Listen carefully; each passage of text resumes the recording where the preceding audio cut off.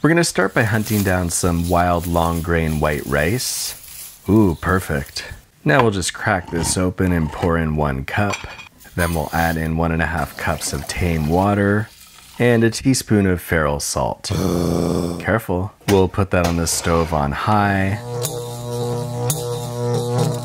and wait until the water starts to panic, then turn it down to low until it calms TF down, then throw in the pan sealing for around 20 minutes. If you don't like canned rice, you can go hunting inside the crusty old crag of a log and pull out a rice nugget, then break that down into ricicles. And if you don't like any form of wild rice, you can always use trained rice. This rice has been trained to play dead. But if you don't have any of the long grain white rice I called for when I wrote this recipe, just use whatever you have. Now we're gonna dice a small red onion and a jalapeno, or any color onion and any color jalapeno.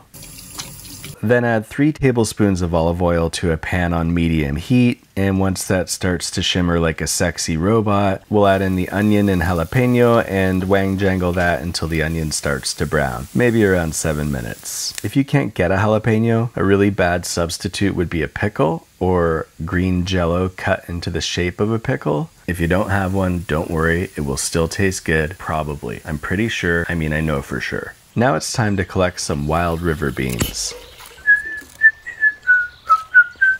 Perfect. Now we'll roll out the black beans, also known as masculine blueberries, and put them in the pan. The way you can tell if your black beans are ripe is if you have black beans, then they're ripe.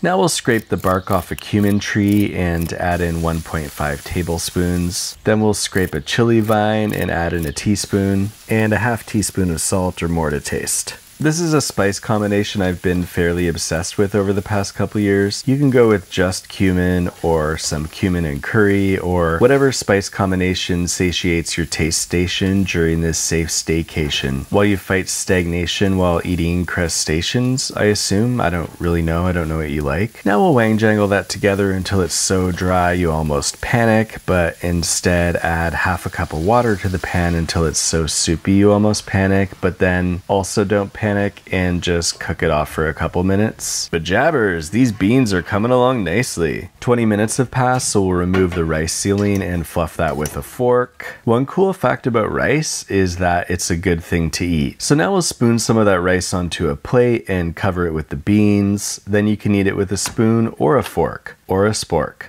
or a spork, or a spork, or a maximum efficiency fork, or a stick, or a 2 sticks.